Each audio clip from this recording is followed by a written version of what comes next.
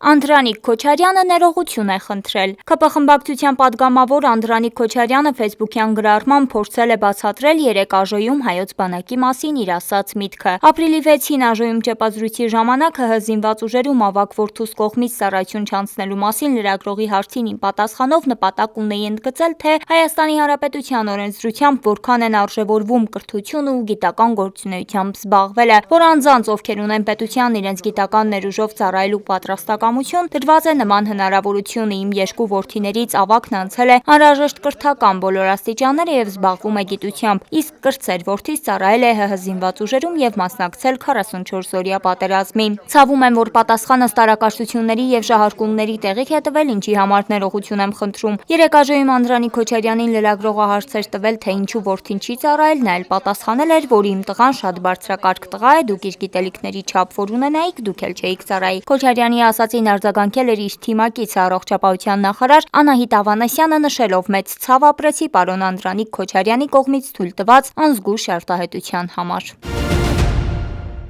Այսօր Փաշինյանն ու իր թիմը պատրաստվում են գողանալ առաջիկա ընտրությունները, այս մասին նշված է ուժեղ Հայաստան կուսակցության էջում։ Տեղեկացվում է, որ ազգային ժողովում Նիկոլ Փաշինյանն ու իր թիմը փորձում են անցկացնել մի օրենք, որը կվերացնի Հայաստանում ազատ ու արդար ընտրությունների անցկացման հնարավորությունը։ Նշենք, որ այսօր ժամը 12-ից ուժեղ Հայաստանը հավաքվել էր ազգային ժողովի դիմաց բողոքի, որպեսզի Փաշինյանը չկարողանա կասեցնել փոփոխությունները։ Գրված էր էջում։ Հիշեցնենք, երեկ երեկոյան Սահմանադրական իրավունքի մասնագետ ուժեղ Հայաստան կուսակցության անդամ Գոհար Մելոյանը հայտնել էր, որ ԱԺ-ում ԿՊ-ն ընտրական օրենսգիրք Սահմանադրական օրենքի փոփոխությունների եւ լրացումների նախագիծ է բերել, որով արգելում են կուսակցությունների դաշինքների կողմից անձնանունների կիրառումը։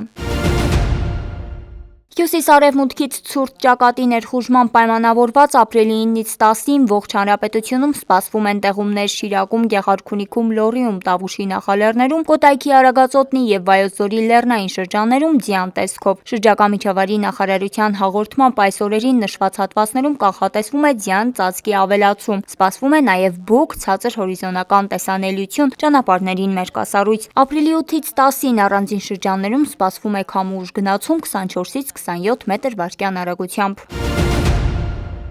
Երևանում տրանսպորտային հոսքերի անցանելիությունն ավելացնելու նպատակով սույն թվականի ապրիլի 8-ից երթևեկության կազմակերպման փոփոխություն կկատարվի Պարոնյան փողոցում։ Երևանի քաղաքապետարանի հաղորդմամբ մասնավորապես Պարոնյան փողոցի 22/1 հասցեի շինությանը հարակից ճանապարհահատվածից մինչև Պարոնյան փողոց 22 հասցեի շենքին հարակից ճանապարհահատված կանգառը կարգելվի։